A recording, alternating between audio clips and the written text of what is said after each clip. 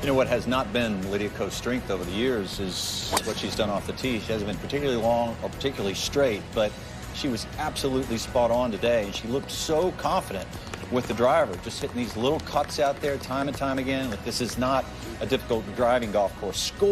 Scores of players hit every single fairway.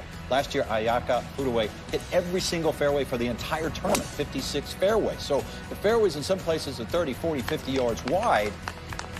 But Lydia Ko looked very dialed in with the driver today. Again, hitting every single fairway. And look, you know, overlooked sometimes is just how great of an iron player she is. But 3 wins this year, add on with the gold medal. You're not doing that just on scrambling.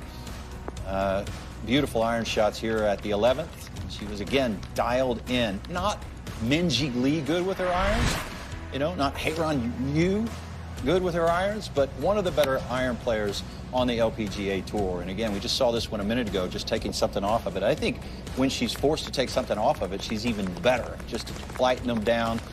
But when you just look at how she's won here twice. I think the fact that these fairways are so wide mitigates her weakness. It allows her to find the fairways. If you look at the winners here, so that's 9 different winners here outside of Lydia Ko, because they've played this course 11 different times. You can see that the average number of fairways, Lydia Ko is hitting more than the average of the winners. But if you look at her iron play, she has really struggled. Matter of fact, the average rank of the winners here is 4th in greens and regulation, other than Lydia Ko. Lydia Ko's almost average 40th in greens and regulation around here, which has put pressure. And this is hard because she has managed to scramble around here so brilliantly that she's been able to win in spite of the fact that she's been at a deficit coming into these greens. And Mel, how many times have we talked about her pitching? But it is an absolute phenomenon to watch her around the greens. Straightforward pitch there, no problem. But how many times have you seen this or talked about this in your career? I've never seen a duffer chip. Yeah. Like, honestly, not on the chipping green, not practicing, not playing. I mean, it doesn't matter what lie is, if it's tight into the grain, if it's a fluffy lie, if it's a hot lie, she just seems to just be able to just manage it so well. And just her, like, ability to just read the distance and, like, the speed and everything like that. Her touch is just incredible. I was just saying, you know, in Turnberry, it was, you know, the Scottish Open a few years ago. I had the pleasure of playing with her, I think, on the 3rd day, and awful weather, it was disgusting.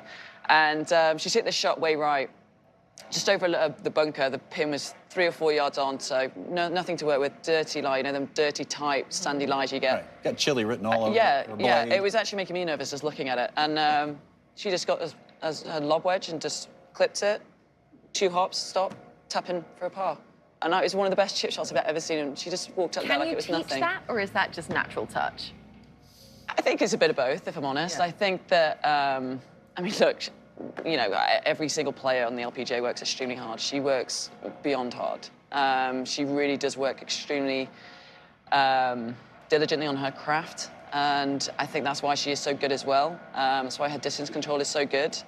She's out there for absolute hours every single day, but I do think it's a little bit of time, but she's been doing this a long time. Yeah. And when you hit so many great chip shots over a decade, you get confidence and you know exactly what shot you're going to play quite naturally. And I think that's it with Lydia. But she's just, her short game is, my opinion, I think it's one of the best in the world. Yeah, I hesitate to say it's innate, but if you could teach it, there would be people coming along who've really struggled, who've gotten as good as her. You could pay some big bucks. You just don't see it very often. Yeah, it's amazing. She is a child prodigy turned LPGA Hall of Famer, which is one of the hardest Hall of Fames to ever qualify into. Just a testament to the longevity and the success of Lydia Ko. Amazing to think she didn't even qualify into this event last year, but she's had such a bounce-back season, and she'll be getting her 2nd round underway alongside Celine Boutier at 11:55 a.m. Eastern.